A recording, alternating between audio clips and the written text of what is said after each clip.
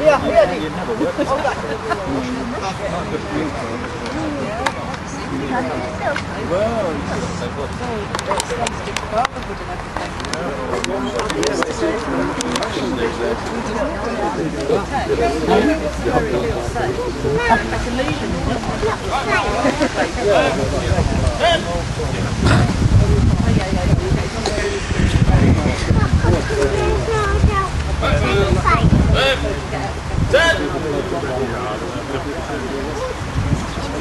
Section. Halt. You really are.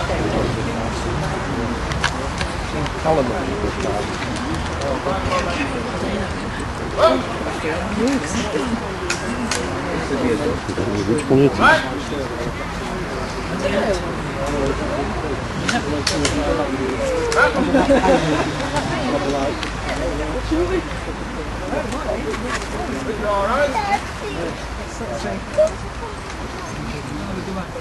Drop down. Drop it. Return.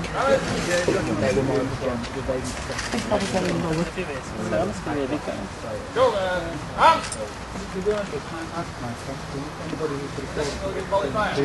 Ready? Return. Fire. Shoulder. Up.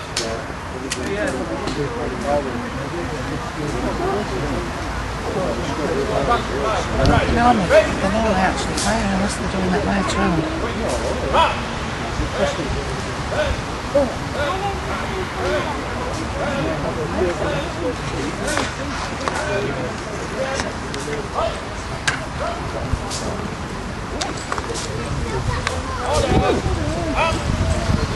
I'll do the shoot. Too loud when the shoot. No. He told me to do that. Yeah.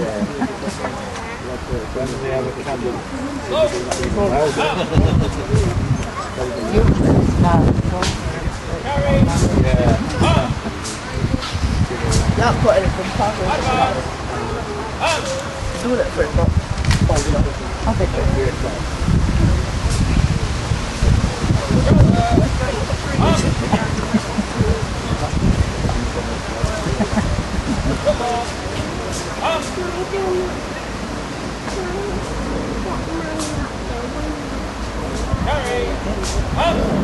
Stand behind you and go get it. I'm going to be shot from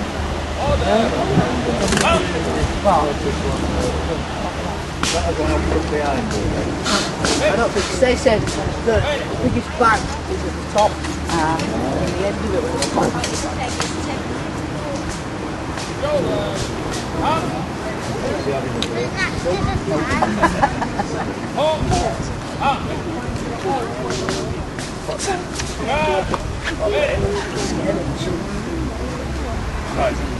Probably they're probably laughing at me because I'm not scared of them. Shot the first time on the ears. What the shot? I don't see the rest. They shot all right. Well, when they do the 3 o'clock, I'll stand at the front. Muscles, he said that with the muscles a little bit more. It's not much. They did it, they went to this camp and they went 70 and they shot at once. It was really loud that.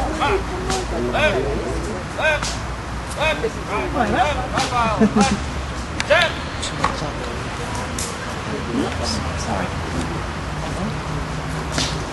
Sorry.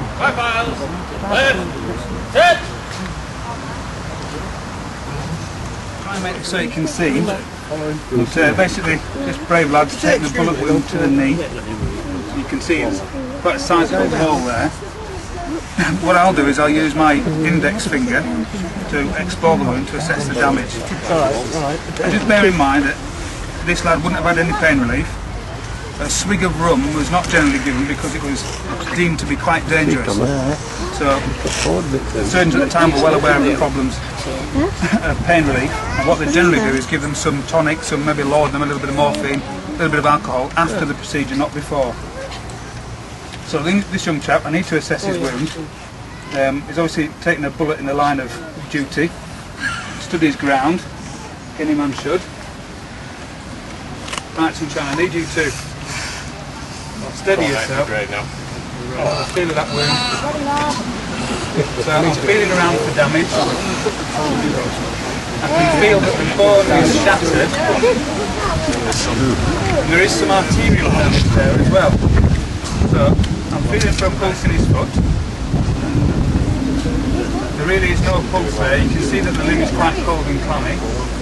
So I'm sorry, soldier, but this leg's going to have to come off. Alright, we've done everything we can. The wound's just too bad. Alright, so what I'm going to do is I've got a tourniquet in place there, which is going to stop the flow of blood.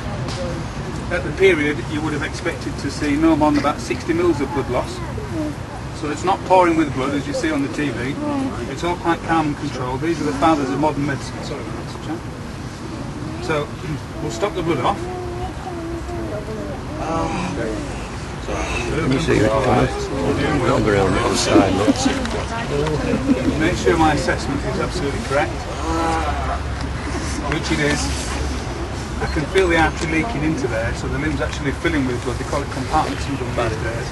Blood actually trapped in the lower limb. So what we'll do is we'll make two cuts, one through the skin, one through the muscle, then we're going to saw through the bone.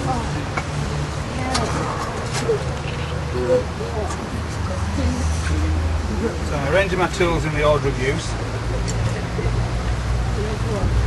One of the things that surgeons have to be careful of is when the limb was off, I would generally have to tie off the artery.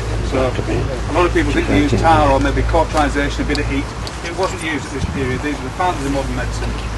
What they actually did was they hooked the artery out, tied a thread around it, stopped the bleeding, left the thread hanging long, so that 10 days after the procedure the thread would actually come away from the wound, would go to draw the threads away, and the artery would be closed off naturally.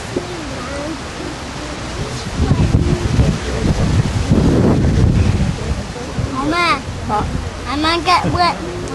Get a load of your wits. I might get wet. The first thing I do is a reverse cut of the limb. Hold on, sit down, man.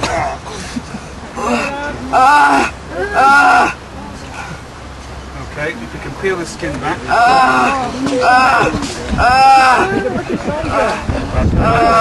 Man up. And then the second cut's to do the remainder of the muscle that I didn't get the first time. Come on, man. Okay, baby. Come on, man up. So I'm just feeding the bone now to see what we've got to work with. And then we have here what we call a linen retractor, and this was placed round the bone. You can pull the soft tissue out the way, clear any soft tissue from the bone, and actually saw through the bone unimpeded. I think it was screaming the most.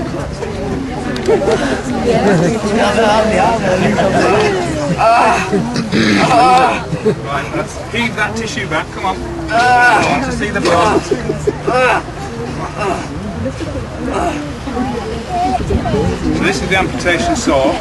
As you can see, it's actually quite a small device. I was cutting with 3 fingers, and the top finger and the thumb were used to support the device. So I had ultimate control over the saw. A rapid saw, sorry about that. A rapid saw was not what was required. What we really needed was a nice, steady, slow saw. I'd expect to get through this bone in about 7 strokes. Nearly done, nearly done.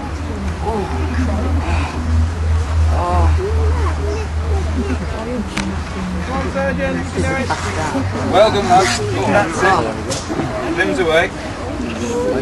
So what I'm looking for now is the artery, the means by which the blood flows through the lower limb. I need to hook that. Tie it with a thread. This is the linen thread.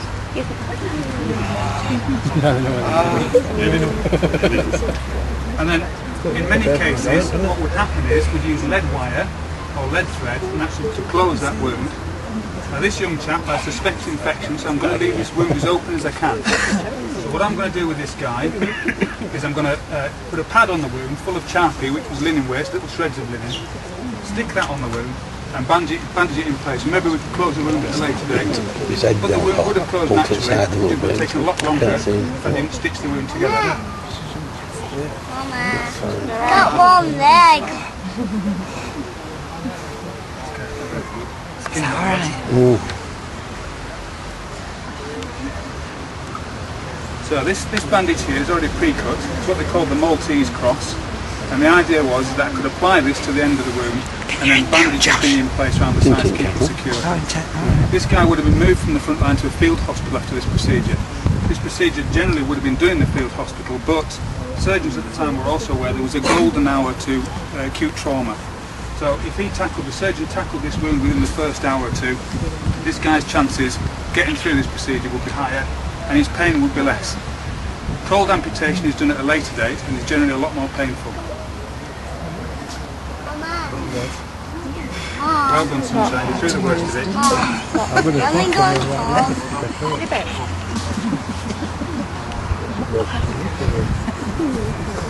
Sitting down. So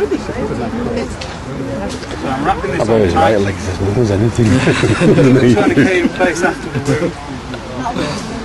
What happened is, Left leg. in order to keep an eye on the wound, and if there's any seepage, they can tighten the tourniquet. Secondary infection, secondary hemorrhage was very common, so it would have been kept a close eye on. Pale anyway. Military hospital very close to the supply. Well done, sunshine, you did really well. Right. This chap's chances were pretty good. The success rate for a mid-thigh amputation, which was a very dangerous amputation, so the most dangerous of them all, would have been at 69%. So by today's standards that's not acceptable, but certainly 200 years ago this would have been quite an acceptable failure rate. So what we'll do is, we'll get this guy back to the field hospital, from there he'll be transferred back to the Blighty and we'll receive a pension. For this type of wound he could have expected about 6pence a day, which would have bought him no more than about half a pound of bread and a couple of pints.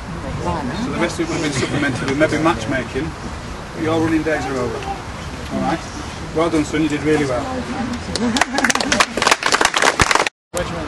Because it was raining when we... Oh, don't upset her.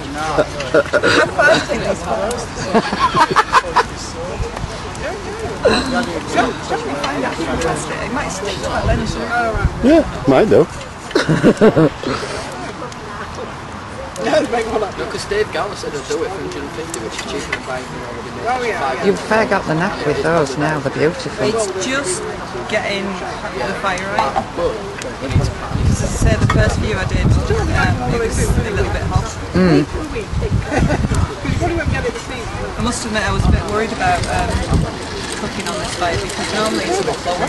Yeah. So your flames are like here, but this, being high, your flames have been up here and I'm like, no, I'll give you this then. Just figured it out because we don't usually use this fire. No. It's still scorching.